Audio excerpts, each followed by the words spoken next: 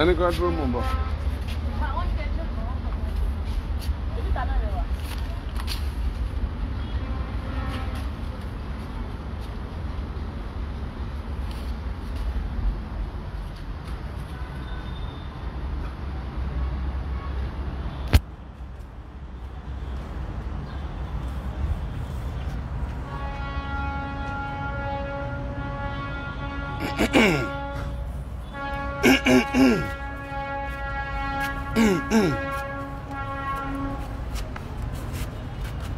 Just hold it normal, don't show it. But I need them.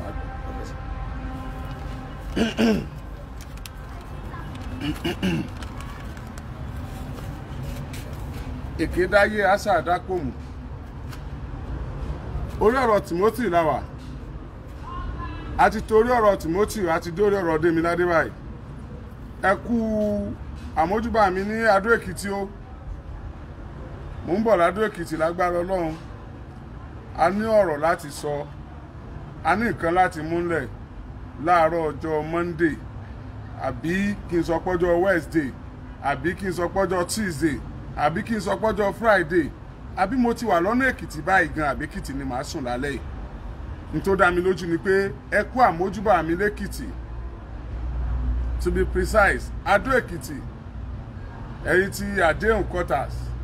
Ẹ kú àmójúbà mi l'Èkìtì lórí ọ̀rọ̀ Demilade tí wọ́n pa, Demilade tí wọ́n gé, tí wọ́n gbé sínú sakasaka tí wọ́n wá gbé sínú kúlà nílé pásítọ̀ l'Èkìtì. Ṣùgbọ́n orí ọ̀rọ̀ Timothy la wà. Ẹ jẹ́ kí n kọ́kọ́ sọ ti Timothy kí n tó padà sórí ọ̀rọ̀ Demilade gangan. Ó ga o.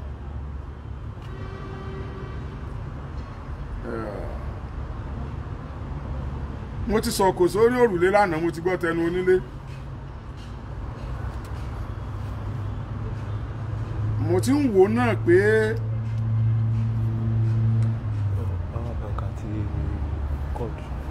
náà pé kíní ẹ ti ń pẹ́ jù. Ó ṣeé ṣe káwọn kankan ṣẹlẹ̀ tó máa lágbára. Mo ti rí pé ó ti ń pẹ́ jù. Àwọn tó dẹ̀ ṣẹlẹ̀ náà, we are okay with it. A ti mọ̀ wípé n tá rò náà nìyẹn. Ṣùgbọ́n gbogbo ẹ̀yin ọmọ Nàìjíríà nílẹ̀ àti lókè òkun ṣe é gbà gbọ́. Àwọn tí wọ́n ń sọ̀rọ̀ yẹn mo nígbàgbọ́ pé àwọn tá a fẹ̀sùn kàn, àwọn làwọn náà lọ gbé nǹkan kan jáde láti tako tí mo sọ lánàá. Àti ìgbọ́ official report lẹ́nu àwọn ọlọ́pàá pé autopsy report nìyẹn. Gbogbo ìròyìn tẹ́ ń gbọ́ káàkiri tí wọ́n sọ wípé wọ́n ti release autopsy report. Ta ni wọ́n release ẹ̀ fún? Ọwọ́ ta ló wà? Gbogbo ohun tí mo sọ lánàá might not be 100% correct, but mo ju òkò sórí òrùlé kí n lè gbọ́ tẹnu onílé. Mo ti gbọ́ tẹnu onílé o. Àwọn ìròyìn tó ń lọ káàkiri mo kàn fẹ́ kẹ́ béèrè ká tún járọ̀ wọn bó ṣe máa ń ṣe. Ẹ tún jájọ gbé sínú làákàyè.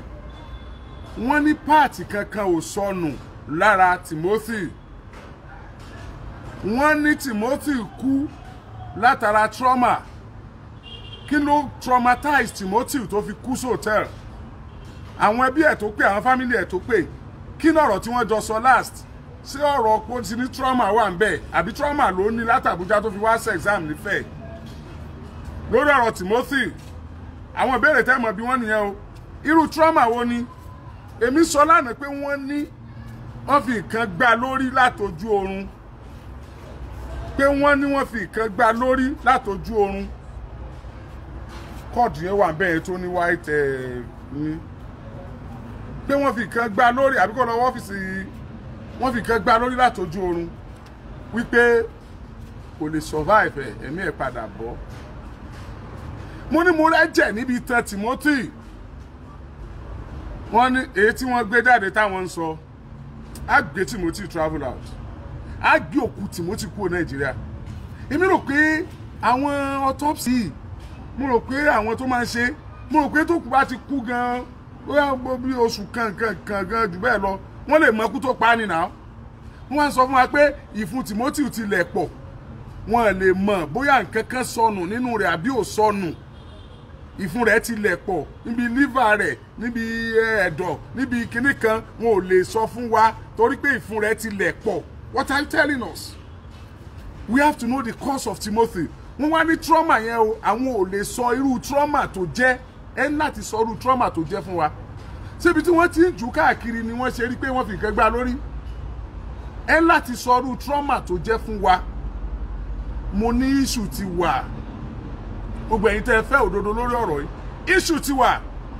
A sì ń trust àwọn ọlọ́pàá tó wà l'Abuja àti ìrí ọwọ́ wọn wípé wọ́n dọwọ́ rú rárá látìgbà tá a ti bẹ̀rẹ̀. Ṣùgbọ́n ọwọ́ ti dàrú láti fẹ̀. Ọwọ́ ló dàrú láti fẹ̀ wọ́n fẹ́ gbé wá Abuja. Ọwọ́ wo ló dàrú láti fẹ̀? Èmi ò sọ pé kò ṣe dáadáa o. Ṣùgbọ́n ẹ̀yin family Adédoyin, ẹ̀yin family Timothy, pathologist yín, ṣé kí ló dé tí o analyse result fún yín? Where is the pathologist? My investigation revealed that the pathologist hired with the Timothy family has traveled. Traveled to where? Ṣé wọ́n threaten ẹni? Ṣé result tó rí ò ṣe sọ ni? Ṣé kán má bàa pa ni? What is happening? Let him come and analyze the result to the family. And tó bá analyze fún family yẹn la máa fi struggle, òun la fi máa fight battle, òun la fi máa rí justice fún Timothy. Pathologist tí àwọn family Timothy gbà, please let him come and analyze the result for us. Result ti dọ́dọ̀ ọlọ́pàá, fine. But you, kí ló dé tí wọ́n gbà ẹ́? Pathologist àwọn Timothy, kí ló dé tí wọ́n gbà yín sà? Is it not fún àwọn ẹbí kan fi sure anything tó bá jáde níbẹ̀ pé lódodo ní tó ṣẹlẹ̀ nìyẹn? Ṣé o kí ló wá ṣẹlẹ̀? Ẹ tí analyse ẹ̀, mo ṣe máa ń sọ̀rọ̀ sínsìnsìn like mo ṣe báwọn family sọ̀rọ̀ tán ni. Tẹ́ bá ti travel out sir, ẹ text ẹ as a WhatsApp, ẹ lọ sórí WhatsApp, ẹ text ẹ, ẹ send ẹ sí family, ẹ kọ́, ẹ máa mú kọ̀ọ̀kan bó ṣe jẹ́, ẹ send ẹ sí family, ẹ ṣe voice, ẹ sọ̀rọ̀, ẹ send audio sí family. Ẹ̀yin ẹ farapamọ́ ibi tẹ́ ẹ farapamọ́ sí yẹn, àwa náà mọ̀ pé ní fẹ́ kẹ́yìn káwọn òbí yín fẹ́ ju sunkún ti yín náà, ní fẹ́ káwọn ọmọ yín kán mọ̀ ní bàbá mọ́, ní fẹ́ kí ìyàwó yín kó dopó. But ìgbà tẹ́ ti ráyè travel yẹn, ó yá ẹ send the audio, ẹ bá wa sọ̀rọ̀, voice message, ẹ send ẹ sí wa, printed message as in typed message, ẹ send ẹ sí family Timothy. Ká lè rí nǹkan táwa náà fi máa fight cause yìí. All we are fighting for, all we are clamoring for, all we are sweating for is justice for Timothy, nothing but justice. Torí gbogbo research náà dẹ̀ táwọn kan sọ yìí, àwa ò gbà wò faramọ́ o. We want justice for Timothy, justice, nothing but justice. Thank God, as Moses tún sọ fún yín o, ẹ̀yin ọmọ Nàìjíríà, àwọn ọlọ́pàá Àbújá lórí ọ̀rọ̀ yìí, wọn ti dọwọ́rú till now. But ọwọ́ wọn máa wà tight tí resort bá ti jáde. Ẹ mọ̀ pé wọ́n ní tí wọ́n ṣe ju resort lọ. Kí ni wọ́n sọ fún wa báyìí? Wọ́n nínú rẹ̀ ti lẹ̀ pọ̀. For that reason, wọn ò lè mọ kú tó pa. Let's fly this guy out of Nigeria. Let's fly the cops. Let's fly the cops. Ẹ̀yin ọmọ Nàìjíríà nílẹ̀ yìí àti lókè òkun, are we ready to contribute? Are we ready to support the cause for justice? Ẹ má sọ pé n tó ti waste ni, it is not waste. It could be anybody. Ṣé bí kúrẹ́ là ń sọ tẹ́ta tún possible mi yìí, ìgbà wo la fẹ́ stop àwọn ritualist yìí? Méjì tó ti wá lónìí. Méjì tó ti wá lónìí. Ìmí tó ti wá lónìí báyìí. Méjì tó ti ṣẹlẹ̀ lẹ́yìn. Ó ti wá lónìí. So when are we getting to the hands of these ritualists? So ẹ jọ̀ọ́ torí Ọlọ́run, mo ń bẹ̀ yín. Ẹ̀yin tẹ́ máa ń share post yìí, ẹ̀yin bloggers yìí, lórí Instagram ni, lórí Facebook ni, lórí YouTube ni, ayé yín ò ní bàjẹ́. Ẹ máa ṣoríire. Ọmọ yín ẹ ní fọwọ́ yín gbé sí. I appreciate you. Like I used to tell you, acknowledgement for me is not matter. What matter is justice for Timothy. Please, let's fight the battle together. Let's fight this battle together. It's uncalled for. It is uncalled for. How can you say inú ti lẹ̀ pọ̀? Wà lè mọ̀, lè ṣe. Tó ẹ bá ti parí ẹbí tẹ́ ẹ mọ̀ dé nìyẹn, ẹ jẹ́ ká lọ síbi tẹ́ ti ní sophisticated equipment. Níbi tí wọ́n ti sòdodo fún wa. Let's go there. We are not after Adedoyin. We are not after his son. We are not after the receptionist or any staff of that hotel. We are after justice for Timothy. A gbọ́dọ̀ mọ̀ wọ́n pa Timothy ni, fine. Àwọn nbo ni àwọn nǹkan tó ṣẹlẹ̀ sára rẹ̀ ẹ yẹ̀ wò. ìgbà wo ni technology wá di pé fún lẹ́pọ̀ sọ́wọ́ lẹ fi ń ṣe ni ṣé technology kọ́ ni ìgbà wo ló kú ṣé ó ti tó sùn kan tí Timothy kú kan tó ló kú ẹ̀ ni kó tó sùn kan náà ọ̀sẹ̀ méjì sọ́sẹ̀ mẹ́ta náà ló kú Timothy náà kí ló wá dé kí ló ṣẹlẹ̀ pathologist tí family Timothy hire please come and give us the result. We want to hear from you. So we want to hold your words. We want to hold your report. We need to know. How can you be absconded at this crucial time? That is why you are employed. That is why you are hired to do the job. Give us the result. Give us the result. Result gan nǹkan kò sọnù lára rẹ̀ táwọn kan sọ yẹn àwa tí ẹ̀ níbi ọ̀rọ̀ dáadáa nìyẹn. Sọ pé nǹkan kò sọnù lára rẹ̀ àgbà pé nǹkan kò sọnù lára rẹ̀ ẹ̀jẹ̀ tí ń bẹ níbi itan rẹ̀ báwo ló ṣe jẹ́ báwo lè jẹ́ ṣe débi itan rẹ̀ báwo lè jẹ́ fi débi itan Timothy báwo ni ṣé nítorí pé trauma tó rí látojú oorun ló fi kú bí trauma bá dẹ̀ ti pààyàn èèyàn lọ fẹ́ kú òbí tí trauma pààyàn sí yẹn ni èèyàn bá rẹ̀ inú igbó yóò sinra rẹ̀ wọ́n ṣẹ̀ṣẹ̀ wá wú or what are you telling us? What are you telling us? Orí gbogbo wa ò yí náà orí wo dàrú náà ẹ̀tọ́ ń tẹ́ fẹ́ sọ àwọn ọmọ Nàìjíríà àgbà àfaramọ́ kò tiẹ̀ fẹ́ jọ rárá. Tell us the truth. Tell us ẹ kàn waste time ara yẹ kàn stress ara yín ni. Let's know the truth. Ẹ mọ̀ da ẹ̀ka ètò ìdájọ́ láàmú ẹ mọ̀ da àwọn ọlọ́pàá láàmú ẹ wò ẹ mọ̀ bó bá ṣẹ̀wọ̀n náà lẹ́rọ bá ṣe pé wọ́n pa yín náà ni ẹ ti dọ́rùn wọn gan láti jọ ìkúlẹ̀ tẹ̀ ń waste time gan ẹ kàn dá traffic lẹ̀ lójú ọ̀nà ni ẹ ṣe ń tẹ́ fẹ́ ṣe kí ló dé gan ìbéèrè tá à ń bí nìyẹn o ẹ dá wa lóhùn ṣé tí fún bá lẹ́pọ̀ ẹ̀yin pathologist tẹ́yìn ò tí tó yé yín dáadáa tí èèyàn bá ti kú tí fún bá lẹ́pọ̀ èèyàn ò lè rí result mọ́ téèyàn bá kú ikú trauma ẹ lè trace irú trauma yẹn ẹ lè mọ tó ṣẹlẹ̀ sí bó ṣe kú àbí níta orí ọwọ́ tá a máa wà náà ní ìsinmi pé àmọ́ kú tó pa Timothy náà látún bá bọ̀ látọ̀dọ̀ àwọn látọ̀dọ̀ autopsy tá a lọ ṣe látọ̀dọ̀ àwọn pathologist. Please give us the reason for this. We want to know. We care to know. And let me clear this once again. Ìròyìn tẹ́ ń gbọ́ àwọn tẹ́ ń sọ pé fún lẹ́pọ̀ kíní kan ṣe trauma kan kíní kan wọ́n tí ìmọ̀kú tó pa Timothy o. I believe 100% that the news is sponsored. The news is sponsored. The police have wọ́n ti ránṣẹ́ sí family Timothy iléeṣẹ́ ọlọ́pàá wọ́n láwọn ó pe àwọn family Timothy táwọn bá study autopsy yẹn tán àwọn ó pe family Timothy nítorí mú wá fáwọn àwọn ó wá brief wọn after the family briefing ni wọ́n ó tó gbé jáde iléeṣẹ́ ọlọ́pàá ò tí ì gbé nǹkan kan jáde o after the family have not been briefed so let's wait until the family is briefed. So ìgbà yẹn làwọn oníròyìn ó gbé jáde ọjọ́ tó bá fẹ́ brief wọn gan pé wọ́n lè ṣe press conference pé wọ́n lè pàwọ́ oníròyìn but we tẹ́ ń gbé káàkiri yẹn it's a sponsored news. He says I know I might not be able to stream live tomorrow now because tí má ti bẹ̀rẹ̀ show Timothy báyìí wọ́n flag seriously ni ọmọ Raimi yẹn ó ń ṣiṣẹ́ gan ni o wọ́n láti expert ni Raimi Adédoyin ọmọ rẹ̀ tó sá lọ tí wọ́n ní kí wọ́n lé mú kí wọ́n wá mú wọ́n pẹ́ àpàdà mú ni bí bájá ṣe 20 ọdún láyé ẹran ògún ní ẹgbẹ̀rún Raimi ọmọ Adédoyin kò lè sá mọ́ gbogbo ọmọ Nàìjíríà lọ́wọ́ nílẹ̀ àti lókè òkun à ń láti wá rí àádẹ́mu confam bó ṣe rí nu kó má wulẹ̀ sákiri mọ́ kó má bọ̀ tó yẹ pé òun ló pa kó náà wá kú ká celebrate ẹ̀ pé òun náà tọ́pá yẹn ti kú fine ìyẹn ni kó wá ṣe so à ń sá káàkiri yẹn à ń flag èèyàn yẹn à ń rìpọ́ọ̀tì show yẹn kò nítumọ̀ sáwa ẹ bá fẹ́ jẹ gbẹngbẹng yóò tilẹ̀kùn gbẹngbẹng ní ẹ bá fẹ́ ṣòwò àlè yóò kà ní we have prepared for all this before we start this struggle so take it easy it is not done you cannot have your way with my platform. This platform has come to stay for the masses, stay for the oppressed, voice of the voiceless, stay for the justice. Thank you.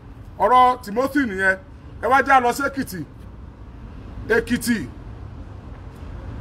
lágbára Ọlọ́run lọ́la ẹ gbàlejò ẹ̀gbọ́n Timothy kí ló ṣẹlẹ̀ wọ́n wá sọ fún yín kí ni family feel wọ́n wá sọ fún yín bóyá ọ̀tọ̀ pathologist wọn ó ti respond wọ́n wá sọ fún yín lágbára Ọlọ́run lọ́la lórí show wa yìí. Now lẹ́kìtì ìyá kan ló jí láàárọ̀ kùtùkùtù ó ní kó mọ òun ra ògì wá ó wá ní kó ra ògì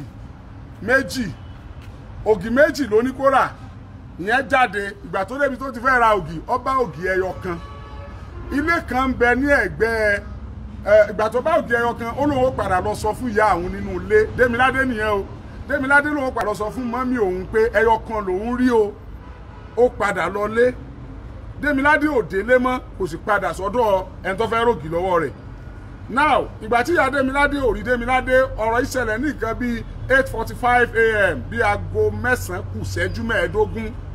So Démiládé ó padà sọ́dọ̀ màmá rẹ̀ ìgbà tó padà sọ́dọ̀ ó fẹ́ padà sọ́dọ̀ màmá rẹ̀ kò dọ́dọ̀ màmá rẹ̀ kò dé padà sọ́dọ̀ ológì. Ìgbà tí màmá Démiládé ò rí Démiládé màmá Démiládé kígbe ilé kan wà láàrin ilé màmá Démiládé téèyàn lè gbàbẹ̀ kọjá kéèyàn tó lọ sọ́nà ibi tí Démiládé ti lọ ra ògì.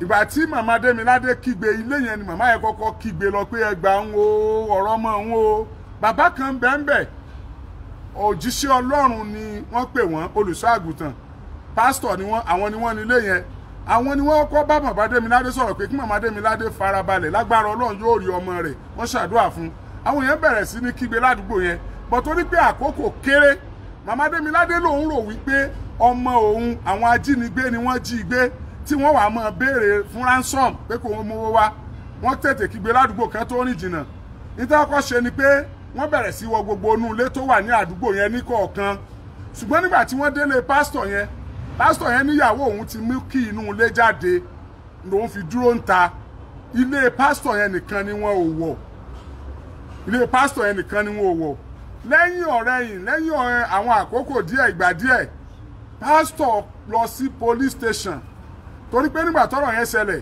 àwọn màmá Démiládé àtàwọn ará àdúgbò ti lọ report ní police station àti ààfin ọba lẹ́yìn ìgbà yẹn pásítọ̀ ó wá lọ sí police station fúnra rẹ̀ pé kí ọlọ́pàá máa bọ òun bá nǹkan nínú ilé òun o òkú Démiládé ni wọ́n ti gé tí wọ́n gbé sínú ṣakaṣaka tí wọ́n wá gbé sínú kúlà tí wọ́n dè mọ́bẹ̀ òkú Démiládé ọmọ kékeré wọ́n ti gbé sínú ṣakaṣaka wọ́n gbé sínú kúlà wọ́n dè mọ́bẹ̀ àdéhùn area Òkèlá ibẹ̀ ni ọ̀rọ̀ yìí ti ṣẹlẹ̀ àdéhùn area ni ọ̀rọ̀ yìí ti ṣẹlẹ̀ wọ́n report ní Òkèlá police station ibẹ̀ Adó Èkìtì ibẹ̀ náà ni pásítọ̀ yìí náà ti lọ report pásítọ̀ yìí Ọlájígà ni wọ́n ń pe pásítọ̀ yìí Ọlájígà ni wọ́n ń pe pásítọ̀ yìí lódodo ní àwọn ọlọ́pàá ni wọ́n ti mú Ọlájígà tí wọ́n ti tì mọ́lé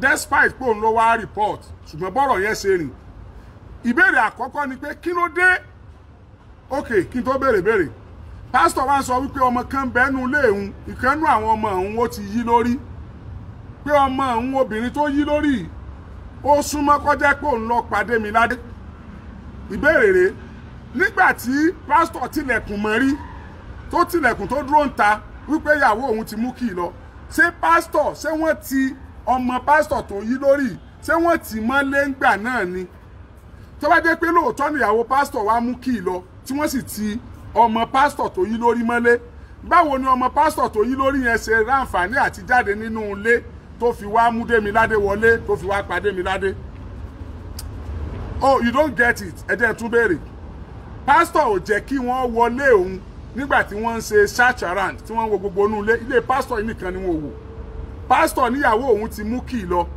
òkè ẹ jẹ́ àgbà pé ọmọ pásítọ̀ yìí òun lọ pa Démiládé tó yí lórí ọmọ pásítọ̀ tán ló pa Démiládé yìí ó ń kọ́ fashion designer o ó ní machine tó fi ránṣọ o ó máa ń jáde lọ tó máa ń bọ̀ ó máa ń lọ ṣeré ní àwọn Démiládé yìí o kì í ṣe wèrè tí ń bugí jẹ o now níbo ni ọmọ yẹn wà ní táìmù tí Démiládé di wíwá káàkiri èèyàn ọmọ pásítọ̀ tí wọ́n ló yí lórí sẹ́nu ilé náà lọ́wà tó bá sẹ́nu ilé lọ́wà lóòótọ́ ni ìyàwó pásítọ̀ mú kì í jáde ṣùgbọ́n báwo ni ọmọ pásítọ̀ tó yí lórí ṣe láǹfààní àti jáde wá mú Démiládé wọnú ilé kó tó pa nígbà wípé pásítọ̀ fúnra rẹ̀ náà ráàyè wọlé débí kò ráàyè wọlé lè dúró lẹ́nu ọ̀nà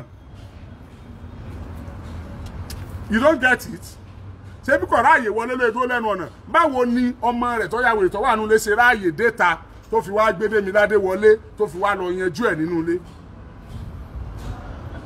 ẹ̀yin ọmọ Nàìjíríà ìbéèrè ọ̀kan ni màá fún wọn lónìí nípa tèkìtì tó bá tún dọ̀la ẹ tún máa retí mi justice for Timothy justice for Demilade justice for Timothy justice for Demilade ọmọ kékeré ni Demilade bí kò tí ì pọ̀ ọmọ ọdún 10 ọmọ ọdún 7 ni láìpẹ́ ọmọ ọdún 7 ni ẹ pàdé mi lọ́la lágbára Ọlọ́run ẹ tún máa share ẹ repost ẹ fi sórí wọ́ọ̀lù yín ẹ fi sórí platform yín. Thank you. God bless you.